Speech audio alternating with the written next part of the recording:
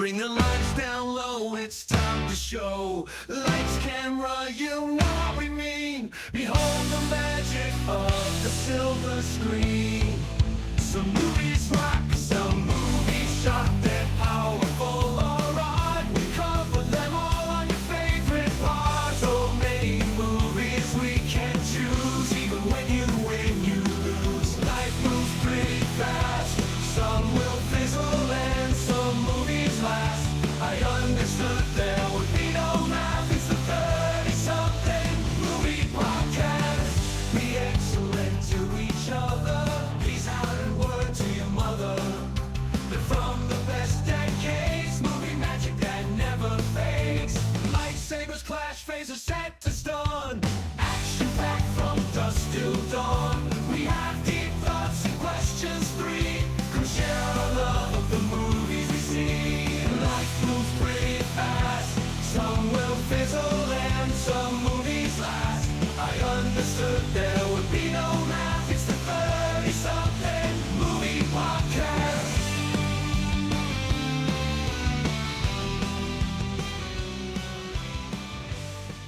Yes, it's the 30-something movie podcast. Welcome back to another episode as part of our September Crime Month. And the one we have this time around, we step forward a little bit into the future. Well, into the future of when the movie was made and released, but not the future now. And when will then be now kind of a thing. And Soon. it's wibbly wobbly, timey wimey. Yeah, Suffice it to say, we step into something when we watch this movie. we do. We step into something. And I'm calling it, the title of this movie is Blade Runner Strange New Worlds Days. Strange New Worlds Days. Yeah, I don't know. It's a mixture of all those things. See, I was going for like the RoboCop universe, Oh, a little RoboCop. Yeah. the RoboCop verse. That's kind of what I felt, but I could be really wrong on that. Yeah. We're I mean, you could picture this as being the equivalent to the Detroit of the RoboCop universe, and we could I don't know, the Squid VR system. We could get down with OCP. Yeah. But this one does definitely have some I was thinking like Blade Runner kind of vibes to it. It's got a little bit of that going on. A little bit of I feel like a little bit of some other sci-fi movies that come out around the time, a little virtuosity, a little little some of that stuff here and there. But yeah, we'll dig into this one and see what's going on with it. This one is, the actual title is Strange Days from 1995. So as we jump into this one, we spoil freely here, so just be warned if we mention a movie, maybe hit the skip button a couple of times, and then you can just zip right past that, and then we should be done talking about that. Make sure you visit our website, 30podcast.com, where you can leave a rating, you can leave us a voicemail, you can become a co-executive producer via Patreon. John, what does a co-executive producer via Patreon get for their time and money? If you are helping to donate to the show and help keep things running here, there are all kinds of different benefits that are available that you could join us for an episode. You could tell us what to watch. You could find out what kind of movies Pat hates and tell us what to watch.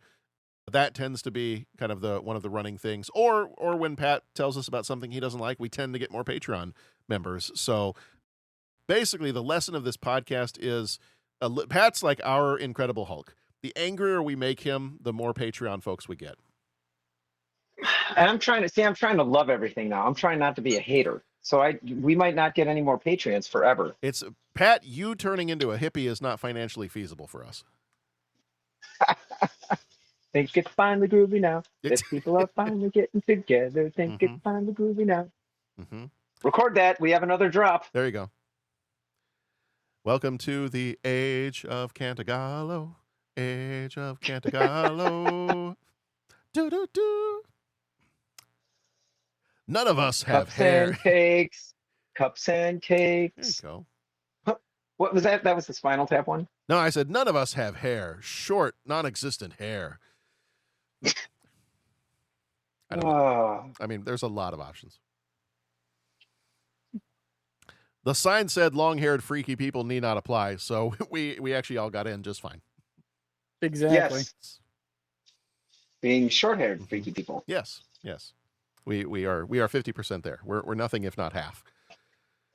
So again, this one is Strange Days from 1995, and well, I will say we're excited. We're excited to talk to each other. We'll find out if we're excited to talk about this one. I'm just curious to find out if Pat knows how this movie ended, because sounds like there were some glitches in the squid POV system you were using. Yeah, I have no idea what a squid POV. Wait, no, I'm sorry. Never mind. Forget it. Cancel that. I do know. That's that weird thing they were hooking people up to. Yeah. I like watched it, but then for some reason, the system I was watching it on, it would always lose my place. Then it would be an error. So I ended up watching some parts of this several times, and then I would get right up to the end, and then it would freeze, and I'd go back, and I didn't see the ending. And so it was kind of like it is built up to the point of, I'm in like the final throes of the movie, but I'm just not 100% sure what happens. Was it a bit of a Groundhog Day? You kept seeing the same. You kept having to get kicked back to the same part. I did. It kept coming back to the same part, Okay. and again, like I was enjoying it, but then all that. Yeah, I don't know, man. There's a lot of running and people shooting each other, and they're all hooked up to the squid POV thing, and that's about all. That's where I'm at. That's where it's left off. Which for the remainder of the recording, I will be referring to the squid POV system as the Apple Vision Cerebro. That's my name for it. Is what I've come up with. So I like this name. Mm-hmm. All right. Well, let's jump into the trivia pursuits here with some information on this one. It came out October 13th, 1995, rated R. Runtime of 1 hour and 45 minutes. That's 2 hours and 25 minutes if you're not part of the metric time system. Directed by Kathryn Bigelow, who did Zero Dark 30 and Point Break. Writers for this one, James Cameron and Jay Cox. Cameron did Titanic, Terminator 2, a couple little movies here and there. Jay Cox did Hamlet and Gangs of New York. Producers were James Cameron and Stephen Charles Jaffe. Cameron did Avatar, Aliens. Jaffe did The Weight of Water and Hunt for Red October. Composer was Graham Revell, who did The Crow and Pitch Black. Cinematographer Matthew F. Leonetti, who did Poltergeist and Terminator 2. Editors were Howard E. Smith with James Cameron, uncredited. Smith did... Actually, you know what? I didn't write anything down for Smith. But Titanic and Aliens were edited by James Cameron. Production company was Lightstorm Entertainment. Budget was $42 million. Box office approximately $17 million. So unless they jumped into the Apple Vision Cerebro and made themselves some virtual money, this one did not make its money back. Flickmetrics gives it a 74%. CinemaScore gives it a B. Ralph Fiennes plays Lenny Nero. He was in Schindler's List and The English Patient. Angela Bassett was Lornette Mason. What's Love Got to Do with It? And Malcolm X. Juliette Lewis was Faith Justin. She was in Natural Born Killers and Cape Fear. Tom Sizemore was Max Peltier. He was in Saving Private Ryan and Heat. Michael Wincott was Philo Gant. He was in The Crow and Alien Resurrection. Vincent D'Onofrio was Burton Steckler. He was in Full Metal Jacket and The Cell. Brigitte Bacco was Iris. She was in Red Shoe Diaries, the TV movie. William Fichtner, I think that's how you say it, was Dwayne Engelman. He was in Heat and Armageddon. And Glenn Plummer was Jericho 1. He was in Speed and Menace to Society. This movie was a major commercial failure, as we mentioned. It grossed just around $17 million worldwide against that $42 million budget. Kathryn Bigelow, though, made history by becoming the first woman to win the Saturn Award for Best Director, and Angela Bassett secured the Best Actress at the same ceremony. The squid POV system sequences required a custom-built, lightweight ARRI camera and took a full year to develop. And then the massive New Year's rave scene was filmed with 10,000 extras, 50 off-duty police officers, at a cost of $750,000 to produce. So that's probably where part of that budget went that they did not make back. All right. We'll give you a quick voiceover we'll do a quick Don LaFontaine style voiceover synopsis for you. Then we'll go into the major moments. We'll play the trailer audio for you. I don't know. On different recordings, Bo and I were kind of talking in different recordings. I've done a bit of a thing where I do the opposite of what you would expect the Don LaFontaine voiceover to be. You expect it to be kind of serious, like in a near future Los Angeles, that kind of a thing. But instead doing it as more of like the romantic comedy style movie voiceover. And it kind of makes it fun. So I think I'm going to do that. I say go for it. We're going to do family comedy. Like, you know, like family comedy that has, like, you know, the two dogs and the cat go off on an adventure and they end up finding each other and one almost drowns, and, you know, that movie that was done over and over again. So, I know it well. So let's do it. Let's make it happen. In a near future Los Angeles, on the brink of millennium madness, a former cop turned black marketer dealer of memory recordings uncovers a brutal murder. As Lenny Nero races to protect his ex and expose corruption, he's drawn into a noir-tinged web of betrayal with Mace, Faith, and Max. It's a fight for truth and survival in the final hours before midnight. It's Strange Days.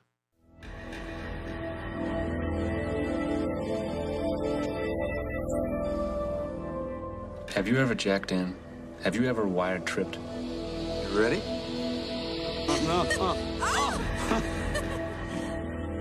This is not like TV, only better.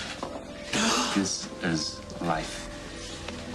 It's a piece of somebody's life. It's about the stuff that you can't have, right? The forbidden fruit, straight from the cerebral cortex. I mean, you're there, you're doing it, you're feeling it. Are you beginning to see the possibilities here? I am your main connection to the switchboard of souls. I'm the magic man. If it's got something to do with the wire, sooner or later it washes up on your beach. Fan mail from some flounder?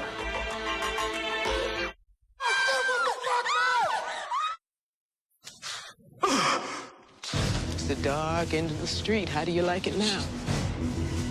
He records it all. Everything. And gives it to you. Why me?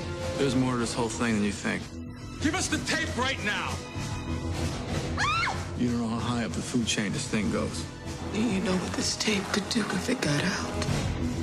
I see the world opening up and swallowing us all. This is conspiracy paranoia. The issue isn't whether you're paranoid, Lenny. The issue is whether you're paranoid enough. No more games. Whatever's going on, you have to get out of here now. Get him out. This tape is a lightning bolt from God. It can change things that need changing before we all go off the end of the road.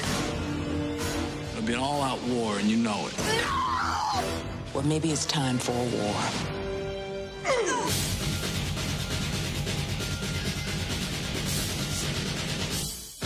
Come on, man, cheer up. World's gonna end in 10 minutes anyway.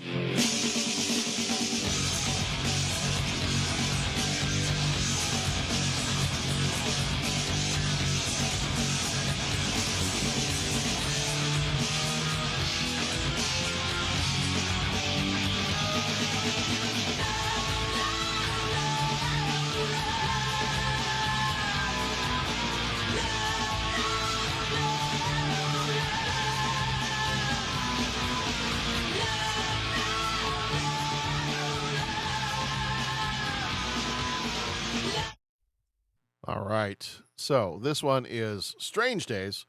We got 10 major moments for you. Starting off with dystopian Los Angeles and the squid heist. Picture LA in late December 1999. We're going to party like it's 1999 this episode. A city simmering with tension. A Chinese restaurant robbery is captured not on video, but with a squid recording, which stores the victim's sensations and memories. Instantly, you're thrown into a world where reality is bought and sold. Lenny Nero, once LAPD, now peddles these illicit memory discs.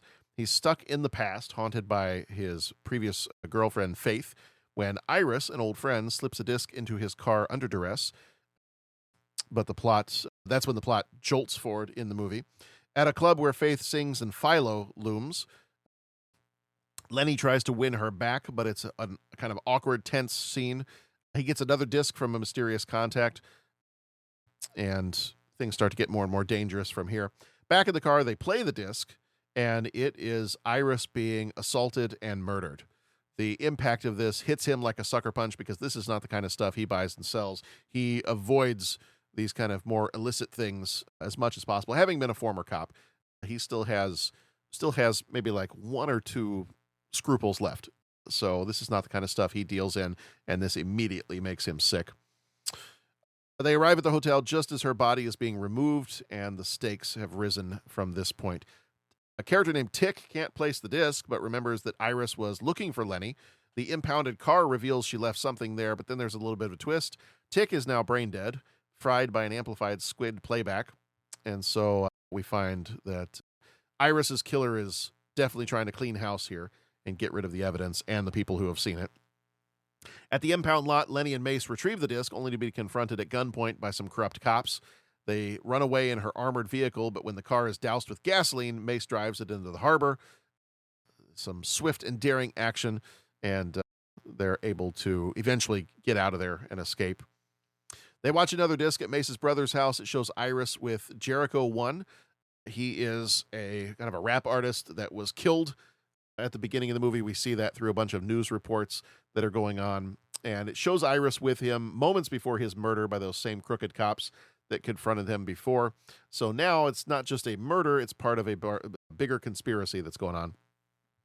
Back at the club, Faith admits that Philo's surveillance tactics, his fear that the Iris disc will expose him, are starting to, get him more and more nervous and making maybe some poor decisions. Lenny and Mace debate, do they trade the evidence for Faith or do they publish it and risk sparking a riot? Midnight is looming in Los Angeles for the new century and the new millennium. At Philo's decadent New Year's Eve party, Lenny finds Philo dead and a new disc revealing Faith and Max's affair. Max is one of Lenny's best friends, supposedly. Plus Max's betrayal. Obviously, Max reveals his plot. He killed Iris on Philo's orders, flipped on Philo, and frames Lenny for it. The confrontation explodes. Max stabs Lenny, a fight erupts, and a knife dangling over the balcony ends with Max free-falling to his death. Outside, chaos bubbles. Mace faces down the cops. The crowd surges in support. Just as things might spiral, Commissioner Strickland steps in. Iris's disc forced the truth. Officers are arrested. One dies by suicide. Another is gunned down. Lenny and Mace embrace and share a kiss as the city rings in the new millennium with raw hope and defiance. That is Strange Days, and we are going into our deeper thoughts. And now, Deep Thoughts. I have an opinion on this matter. Don't mince words, Bones. What do you really think? I like it a lot. Wow. It's very deep. Thank you.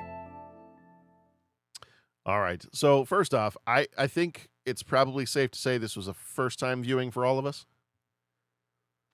Yep. Indeed. Okay, it was for me as well.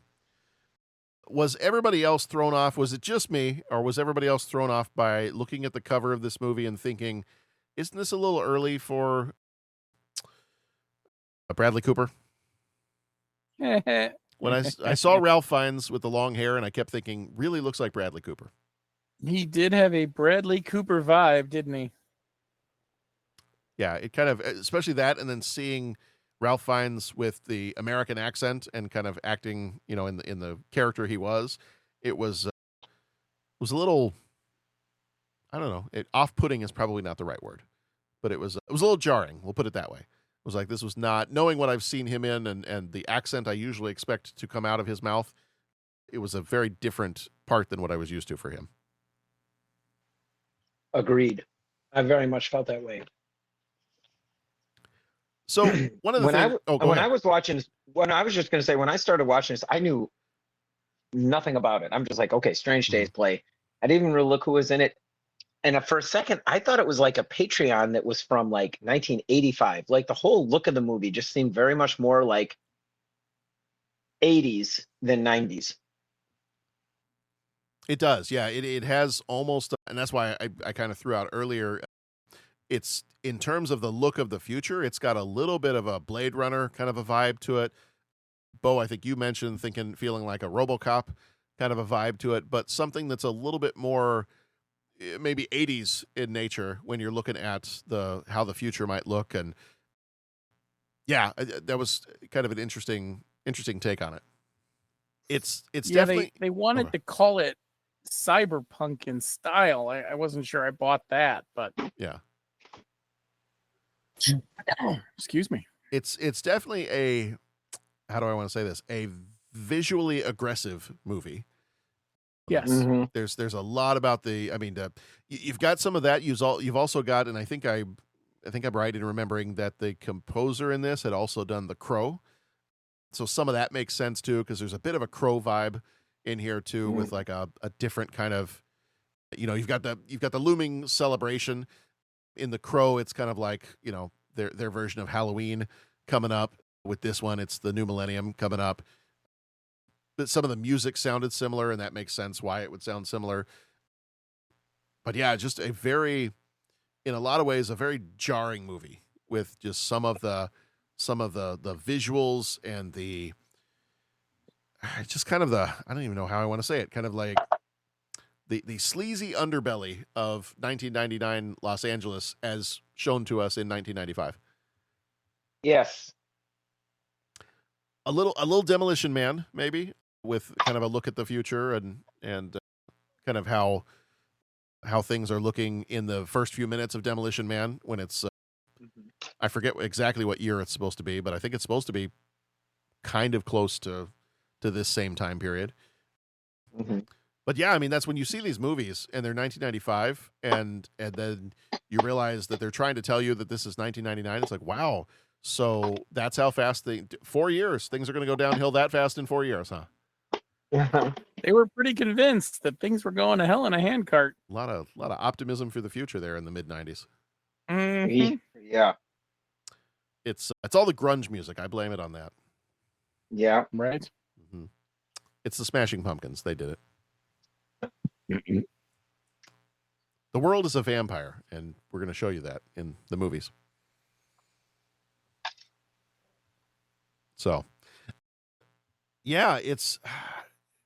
I think some of the ways in which this movie is jarring visually and aggressive visually is you have the POV shots of the Squid VR system, the Apple Vision Cerebro, and I think that being one of the narrative devices that they use to show you those kind of long shots of the VR, and you're not only getting the first person view of it, but you also in the back of your mind are realizing this is also fake. Like this, I'm watching something that's a movie, but I'm also watching something that's a movie within a movie.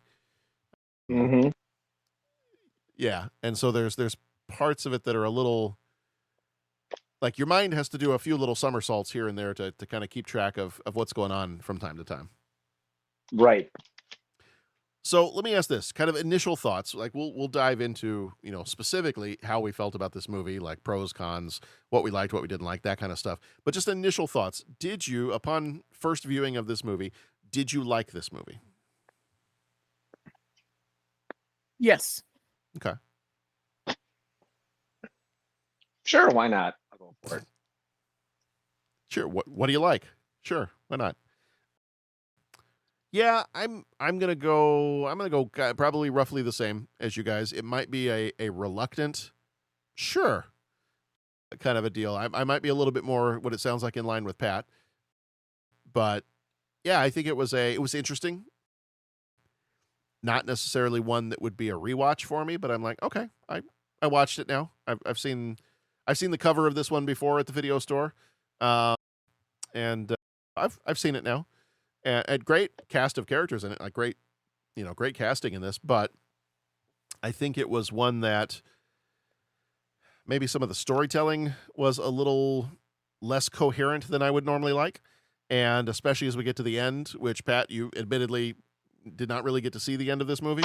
I did feel like as the thing got towards the end, it just kind of started unraveling even more. And I felt like I had maybe crossed some wires in putting on the Apple Vision Cerebro and trying to watch this. Is I was like, oh wait, no. So Pat, I saw the ending, and I also started to ask myself, like, wait, this guy's a bad guy now? Wait, what happened? Yeah. So that was a couple of things, and I thought maybe I'm just like not following the movie, but there were a couple times when I'm like, you know what? Honestly, I bet you I'd like it with a rewatch. If I could just sit down and like watch it in its entirety and not piece it out. Sure. Like I did. Because there was a lot of like, okay, why is that guy a bad guy now? What are those guys? Who are those guys? Who's that gal? Why is she wearing the wig? Why are the police officers trying to like attack her? Why did they describe her, when they were like, we're pursuing and they gave a description? If I remember right, they were describing a different person. What's their motivation? Like all those questions swirling around. I'm like, did I just miss all of this? Which is entirely possible. Or did they just not explain it fully? I think to a degree they didn't explain it fully because there were several pieces as things were progressing towards the end here. There were several times where I was like, okay, I'm still not sure I understand what we're building toward. I'm still not quite sure I understand this whole connection between Iris and Faith and this Philo character and the killing of Jericho 1. And there's a lot of threads going on here, but I'm not really sure that the threads, I think you just end up with a handful of spaghetti at the end. And I'm not sure that the threads really get tied up into a neat little bow. And not that that could be my nickname for Bo from now on. Neat little bow. Not that I need my movies to. Yes, that's the correct look to give me, Bo. Thank you. Anytime. I'm narrating for the visually impaired that are just listening to the podcast right now. Bo gave me a look. So I think with this one, I don't need things tied up in a nice little bow for me, but in this one, I needed some of the spaghetti to make sense and stick together. Yeah. And it just didn't. And there were things, it was an entertaining enough movie. It was too long by at least, I don't know, at least 45, 50 minutes. I think you could have kind of tightened some things up. I mean, James Cameron occasionally likes to write long movies. So I understand. But occasionally. Occasionally from time to time. And so I feel like there were a few things that as the movie went on, there were things that were confusing, plot threads that didn't follow through. You get to the end of the movie and Ralph Fiennes' character Lenny and Mace share a kiss at the end of the movie. And I'm like, I don't know that feels earned. Yeah. I'm not quite sure that there was romantic chemistry there. I don't really even think they liked each other very much for most of this movie. So that seems like an odd turn for that to have happened. You're having flashbacks to Star Wars 9. Why is there kissing? I don't get it. Right. Wait, Star Wars what? I was going to say that's spoilers. The one that never actually came out, right? Right. That was the start. It wasn't it when they realized some of their mistakes, and then they decided, you know what, we're just going to go back and we're going to create a Thrawn trilogy based on the Timothy Zahn books. I think that was the unaired movie that they were thinking about, was scratching things and thinking, let's start back up with that. So it's a shame that they never made Star Wars Episode 9, because I feel like that would have been a really good start to, kind of jumpstart the franchise again. But I guess we'll never know. I guess when it ends with Episode 8, then I guess that's just not anywhere in the future. And anybody who ever tries now to create or convince me that there is an Episode 9, I don't know. John, are you okay? Are you okay over there? May all your dinners be cold. Let's say that. We're all just fine here. Thanks. I'm fine. And I'm fine. I don't know why my voice is getting so squeaky, but I'm fine. And the podcast took a decided turn. Yeah. So Strange Days, strange movie, strange ending, entertaining enough. I did watch it all the way through, and I'm not sure I know what's going on. I mean, yeah, the characters were interesting. I enjoyed that part of it. Ralph Fiennes is a great actor. Angela Bassett's a great actor. So you had a lot of great actors in this. Anytime you want to put Vincent D'Onofrio in a movie like this, feel free, because between him and Tom Sizemore, Michael Wincott, I mean, anytime you want to put Michael Wincott in and make him a villain, please. I could listen to that guy narrate the ingredients on a box of Cheerios, and it would be entertaining. Yeah. Always back to the Cheerios. Oh, we did in a previous recording. We did talk about cereal, didn't we? We did. Mm-hmm. Clearly, there's something on my mind.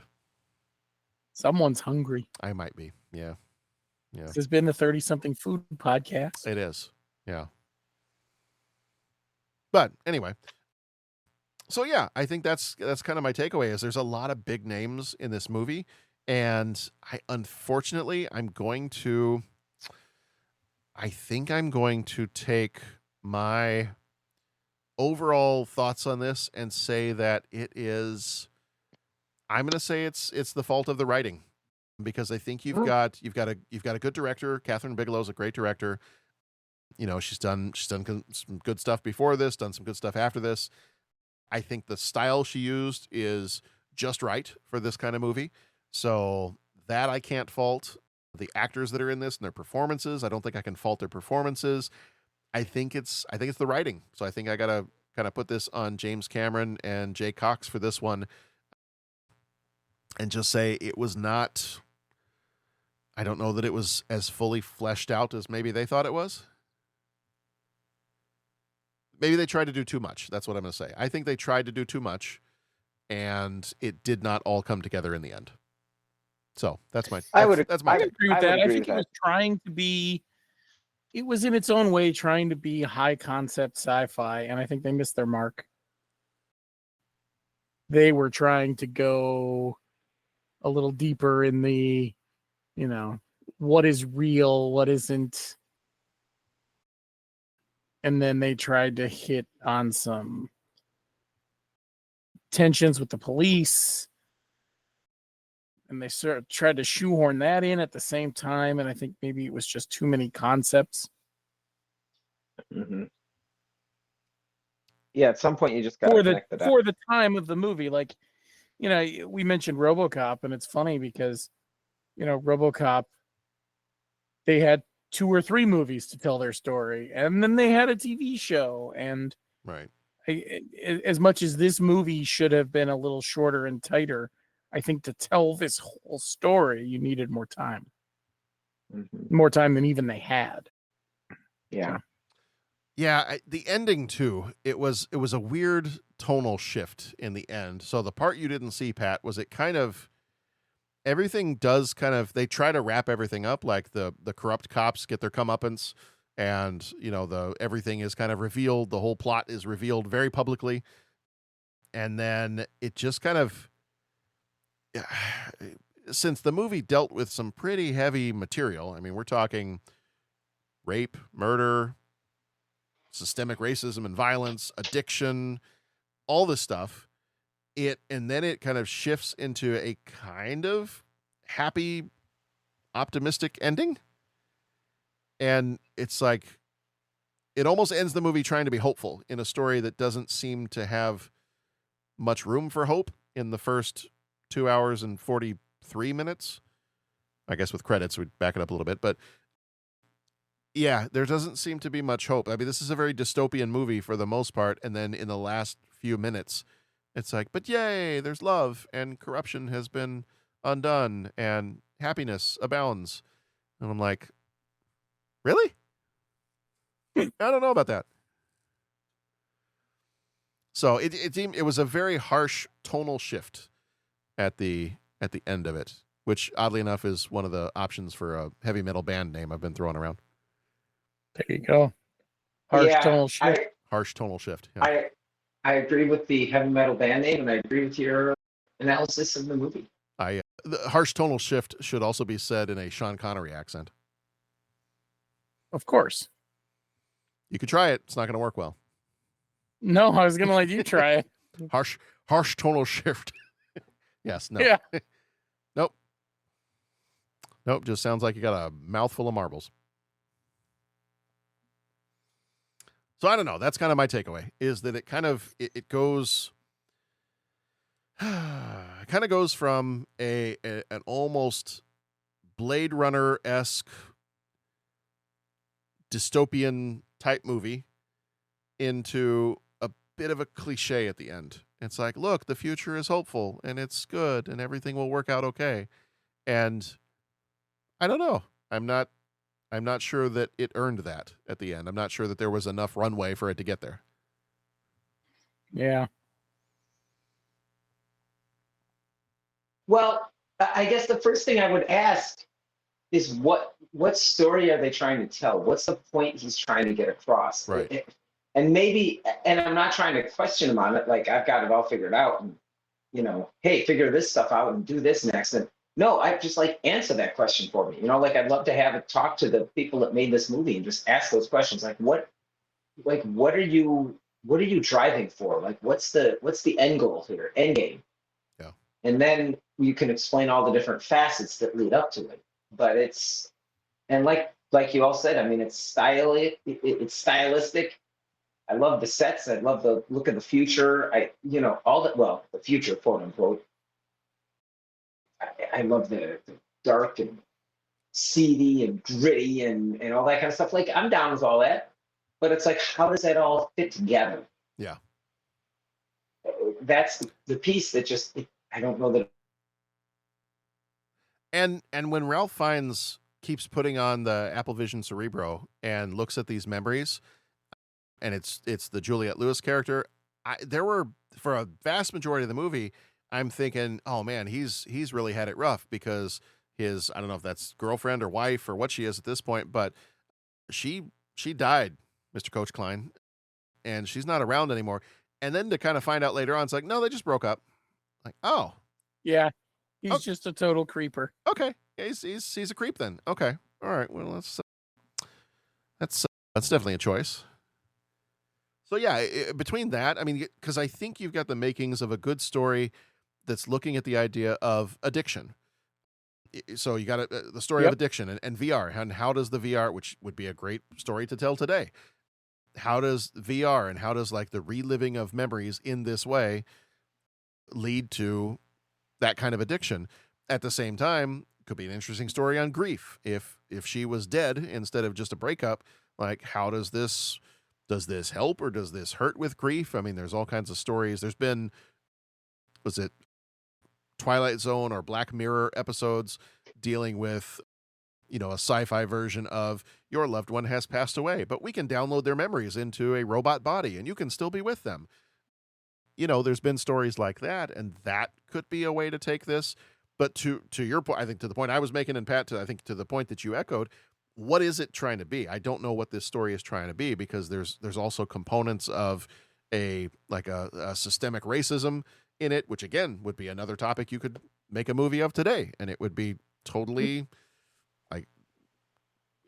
something that would be relevant today to talk about. So, I mean, I think that's probably the best point we can make for this movie is it was trying to do a lot, but it needed to really focus on like one or two things. And had it focused on, I think the addiction piece of it for most of the rest of the movie, that to me was what it felt like this movie was going to be about, was like, how are people dealing with the addiction of having these memories through VR? And not only can you experience your past memories, but you can buy the memories of other people. And what does that do? Like, what does that do to the psyche of human beings if you can relive other people's memories? That's kind of creepy. That's a bit of an invasion of privacy too. So what does that look like? So that, I think if this movie were remade today, I almost think to focus in on that and do a really great job with it, you might have needed to experience the last 20 years of social media. Mm-hmm.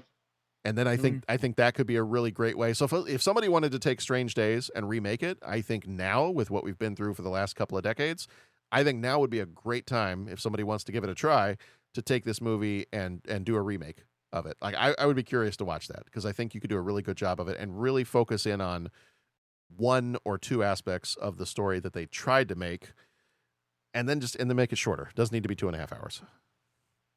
Yep.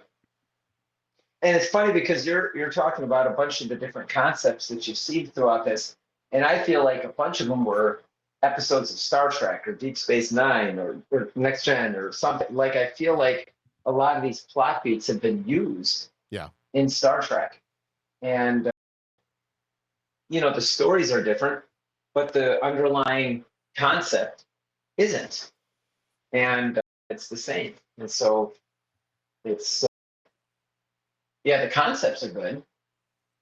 It's Yeah. just the execution, as you explained. They're a little bit off. Yeah. Yeah. All right. Do we have any other thoughts on this one before we jump into 3 questions? If dystopian future and a little bit of quirky sci-fi is your thing, I think you're going to like it. Yeah. And definitely definitely worth giving it a try if you want to see Ralph Fiennes in a different type of role than he usually does. Right? And we had talked previously that there are some similarities and themes to the William Shatner Tech War series. So if you liked that, that's another one you might be interested in this. And I want to rewatch this one because I want to see, was I just not following it enough? And that's why I wasn't liking it, you know? And that's too hard, wasn't liking it. Is that why I was missing things? Because I just wasn't following close enough. Yeah. Could be, but I think at different times it was hard to follow. Oh, without a doubt. All right. It is time for 3 questions. He asks each traveler 5 questions. 3 questions. 3 questions. It's impossible to answer. Impossible because you don't know the answer. Nobody could answer that question. I want to ask you a bunch of questions. And I want to have them answered immediately. What you just said is one of the most insanely idiotic things I have ever heard.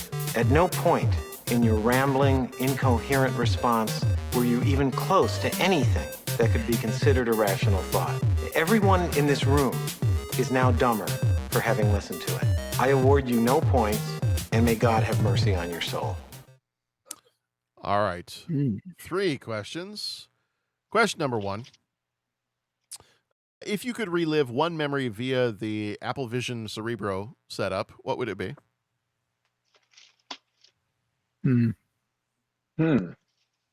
I would say my answer probably pretty quickly is I would like to be able to relive, because we're trying to constantly do that every single day around here, as relive our trip to Ireland. There you go. So I'd be very happy to relive that. Good call. Out on the boat, listening to Captain Shane narrate some stuff as we're going on our tour, playing a little Irish music here and there, a little Christy Moore music, and that I'd be just fine if that was on the Apple Vision Cerebro. Very good choice. I don't know. I probably would want to relive like some time with my mom. Yeah. You know, whether that was going to a concert, playing music together, going out on the water, going skiing, just, I don't know, just the good times with mom. Yeah. I'd, in a way, you know, and this kind of gets into a little bit of a different thing, spoilers for anything Marvel. But you almost see this concept, you know, it's not the centerpiece of the story, but you look at like Tony Stark in Captain America Civil War. Isn't that something he demonstrates? Mm-hmm. Like a technology where you can relive memories and all that? I mean, it's more of you're sitting there watching it, you know, it's almost like more of a holodeck type of thing than like a drug that you get addicted to, which, going on a complete tangent, that's interesting because it's the same, it's almost like the same thing, right? The holodeck or holosuites. Yeah. You know, they explore addiction to that in the Next Generation. They explore, you know, do you have more friends in the pretend world than the real world? And I think there could be some crossovers, like you mentioned, with social media and virtual reality of the last 20 years. But this movie takes it in a different direction. This movie takes it in terms of you do this and it becomes like a drug, like a narcotic. So it's just interesting to see the different approaches to it. Anyways, just a random deep thought that was popping around up there. But yeah, I would, at this point, I would probably just pick some time with my mom. Yeah. That's a good choice. That's a tough one. Because, yeah, there's vacations. There's the Cubs winning the World Series. Mm-hmm. You know, that might be one just because it might be something I never see again. That's also true. Hmm. I could mention watching the Bears win the Super Bowl because that's probably something we will never see again either. But I also don't want a sassy response from Wisconsin boy over here. That's Well, I I was just wasn't- gonna say you got to be careful. I wasn't gonna say anything. I want to, you know, come on, guys. I wasn't gonna say that. Oh, Pat, your nose is growing. I can see it from here. Look, it's not my place to judge. I'm just saying I root for a team north of the, north of the border. That's all. That's all that I'm saying. We're all the same deep down inside. It's just our teams have different winning records. That's all. That's all I'm saying, guys. That's all I'm saying. Some of us just spend more time standing in the end zone, right? Yeah. Yeah. That's it. Green Bay is an unimpressive town compared to Chicago. That's all I'm going to say, and then I'm done. Okay. Yeah. Okay. Look, I don't know that you got to attack the town like an entire town. Oh, ugly around here. Wow. I think you do, Trebek. Well, okay. Jeez, I will say, I will say honestly, that was shocking to me. The one time that we drove through Green Bay, Wisconsin, I was picturing a much larger town, and it is not. Yeah, it is not. It's small town America, man. No, it is. Yeah, I'm like, wait, they have an NFL team here? Okay. I believe they have the NFL team, John. Just no, it's minor A. correct. As a language arts teacher, I will correct you and say it's a or an NFL team. Oh, okay, that's fine. You notice earlier he was just a history teacher. Now, as a language arts teacher, shifts to serve his purpose. I am a chameleon. I am what I need to be. Flexing the credentials there. Yes. Well, that's okay. I mean, I just,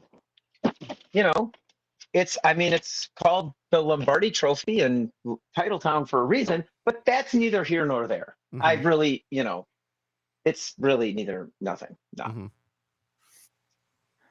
Okay. Yeah. So the Cubs winning the World Series. Yeah. Yeah. So that would be the one you would watch. Okay, that's great. Yeah. See, all we need is Dennis on this pod to weigh in on that one now. I mean, that's all.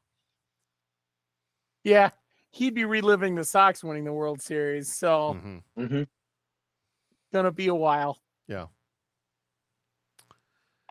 All right. Question number 2. What is your favorite use of VR in a movie, show, or book? Oh, this one. I think I know Pat's answer, but I'm going to let him do it. Really? Yeah. Do you? Yeah. Yeah, I had yours pegged early too. Really? Oh my God. Because I was sitting there saying, okay, VR. Now that's like you're living in a virtual reality, not like, excuse me, man, sorry. Not like piloting something remote or like a drone. Okay. I don't know what my answer is. Really? I'm shocked. I don't. Mr. Anderson. Yeah, so now I feel like an idiot because I didn't even process that. I'm sorry, I got so distracted with the Packers, having the #1 defense in the league that I forgot to answer one of my favorite movies. I'm sorry about that, guys. You got your Lombardi Trophy so far up your backside that you couldn't even pick the thing that was right in front of you. Oh, I see what you did there. Well done. Oh, jeez Louise. Jeez Louise. Yeah, okay, so I guess that I'm like, virtual reality. Oh, okay. I see. Yeah, no, I thought that was pretty clear cut. Like, Matrix, done. Yeah. Yeah, okay, yes, that would definitely have to be the Matrix. I mean, there is no other answer for me. Well, I could be a weirdo and say Lawnmower Man, but I'm not going to. There you go. But I'm actually going to go with, and in a lot of ways, there are ways in which I enjoyed the movie a little bit more than the book, but overall, I really enjoyed reading the book for the first time. So, and Matrix would be one of mine too, but I'm going to go Ready Player One, and I'm going to say the book. I was figuring that. Yeah. I was figuring that. So I was having a little trouble locking in on some, and then I looked at some lists, and one sort of was near the top of a bunch of lists, and I sort of struggled to put the virtual reality tag on it, but I guess I see where they were going. If you accept their premise, I would have to say Dark City. Oh yeah, that's a good one. I still struggle with whether it's virtual reality, but I suppose it sort of is. Ooh. Okay. You're not hooked up to something, which is sort of the more traditional thought of virtual reality, right? They are manipulating your reality in Dark City.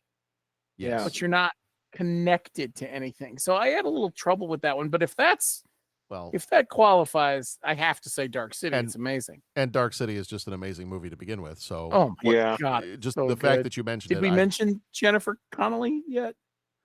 It goes without saying. Yeah, it does. The other one that I had to sort of go with some nostalgia on, and even the remakes included in this, Tron. Oh, yeah. Yeah. Big fan. Let me we zoomed past something. You mentioned the name of a particular actress, and I need Jennifer Connelly. Thank you. Dreamweaver. I believe you can get me through the night. Yes, indeed. Showing. All right. I want to actually change my answer because I do like Ready Player One. I enjoy the book Ready Player One. It was a lot of fun, but I think I got to back up a little bit and just one that I have watched over and over again. And I think you can throw this in as VR.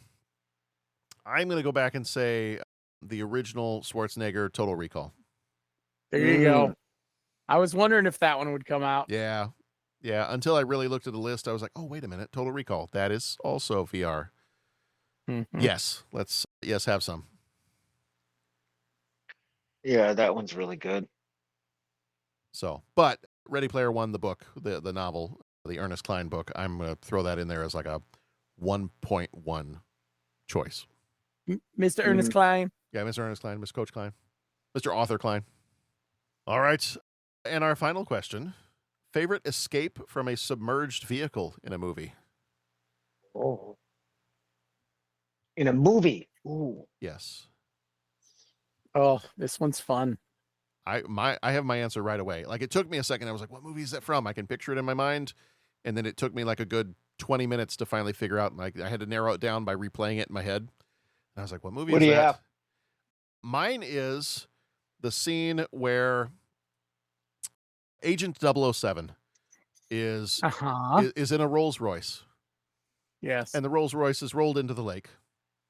Yes. And Grace Jones and Christopher Walken walk away from the scene while he is underwater, submerged, and has to breathe through the little air valves in the tires to have enough air so it looks like he drowned, and then is able to escape once they walk away or ride away. I think they were on horses, maybe. Walken. Oh, no, View to a Kill? View to a Kill, yeah. Yeah. So I'm going to go the Rolls Royce scene in A View to a Kill. Very nice. The first thing that popped into my head, later, after playing the scene forward and backward in my head a few times, I realized wasn't a true underwater escape. Okay. Because they didn't escape from said vehicle. Oh, was it Titanic? But the first thing that popped into my head was the Lotus in Spy Who Loved Me. Oh, that was mine too. Yeah. I was like, because I thought that too. I was like, that was one of my favorite things as a kid. That was so cool. Mm-hmm. They had one of the models at the Science and Industry. Oh, did they when they had the Bond exhibit? Okay. Yeah, that was cool. I didn't end up getting to go to that. The kids went to it, but I didn't end up getting to go. Yeah, it was fun. Yeah. Patrick, what you got? Favorite underwater vehicle escape? Well, I'm just gonna have to say, and this is spoilers for a new movie, Mission Impossible. Oh yeah. Oh. Pause. Mission Impossible. Everyone can fast forward. That was a But great. That's a great scene. I think I know which one you're going to talk about. Yeah, it's where he's in the submarine. Yeah. Looking for the AI. I gave spoiler warnings, so yeah, that's fine. But he's looking for and then suddenly it's like resting on the sea bed, and it starts rolling around, and he has to get out of the thing. And I'd say that's my favorite. That was levels of intensity that reminded me of the very first Mission Impossible where there's the scene where he's in the vault, and I probably held my breath for the same amount of time in the vault scene as I did for the submarine scene in the new movie. Yeah. Yeah. It was It's good stuff. pretty awesome scene. Pretty awesome scene. Yeah. Completely. Lethal Weapon 2, the straitjacket. Yes. Yeah. When Riggs is underwater. That's a good one. It's a good one. The whole movie, The Abyss, qualifies. I completely unrelated, but since we're talking about cars and James Bond, I might have purchased for myself a movie or 12 when I went to the library book sale recently. Okay. And so I'm trying to build up my. Most times I try to buy Blu-rays or 4Ks lately because I have the nice setup now with the 4K player and the nicer TV and everything else.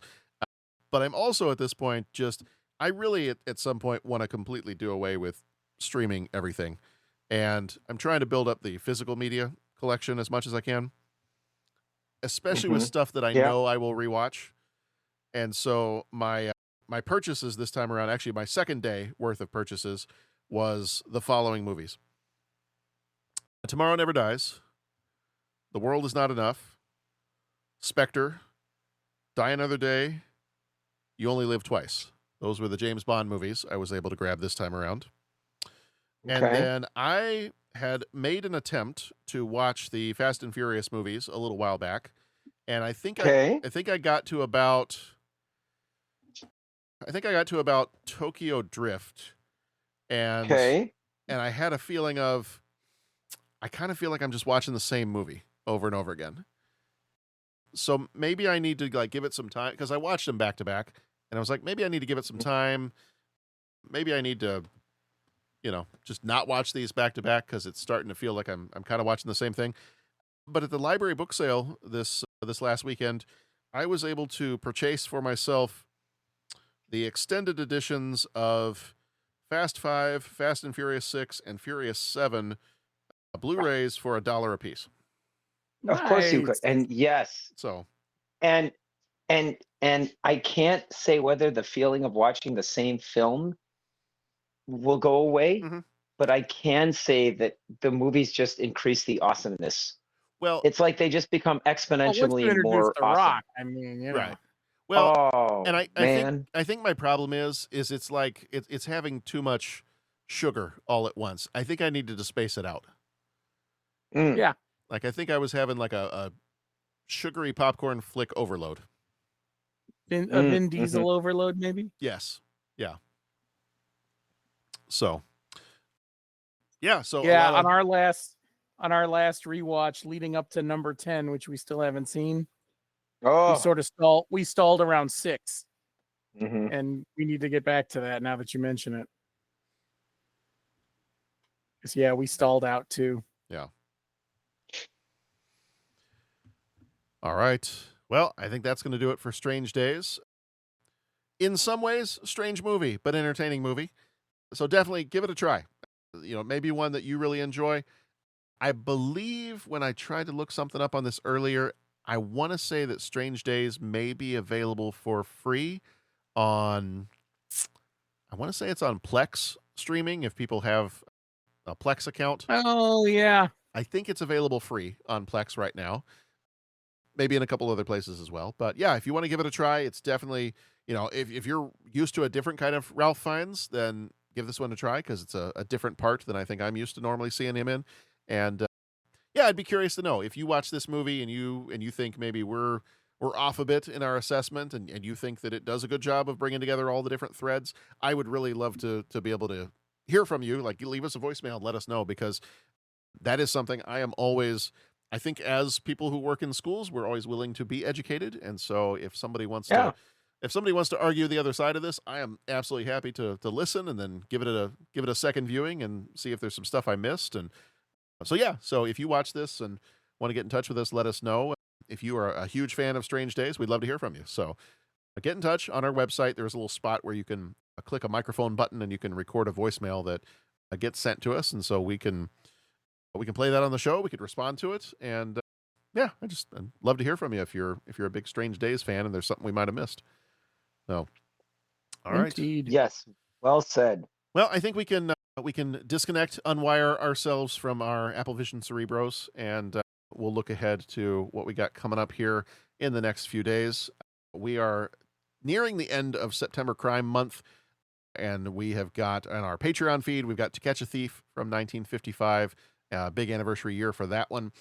Our Patreon short is Alien Earth from 2025, the new series that's out. And then so far this month, we've had Heat, we've had Casino. This time around with Strange Days. Next week is Copycat. And then we're going to end it with our 10th anniversary rewatch of Who Framed Roger Rabbit. And then to give you a quick preview, it's coming up. One of my favorite months of the year is going to be October. And October, Pat, are you ready for October?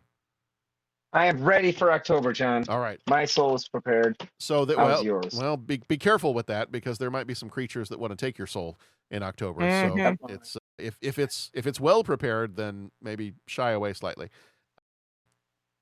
But our October theme is it's mostly vampires, because most of our movies are vampire movies coming up this October.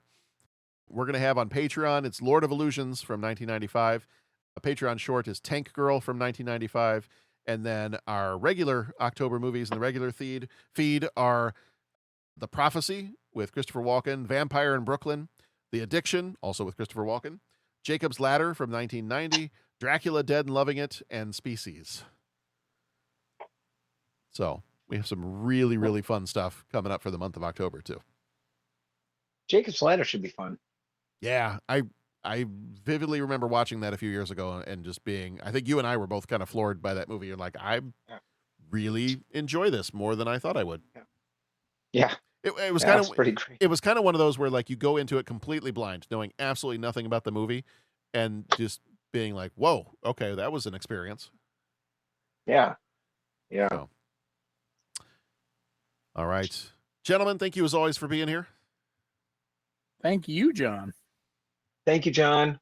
All right. Everybody, be excellent to each other.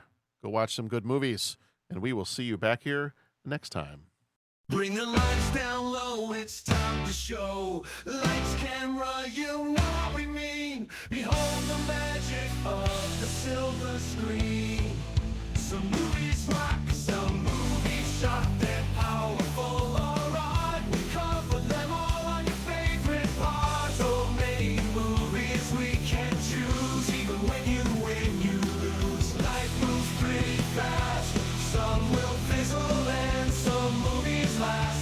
I understood there would be no math. It's the 30-something movie podcast. Be excellent to each other. Peace out and word to your mother. They're from the best decades. Movie magic that never fades. Lightsabers clash, phasers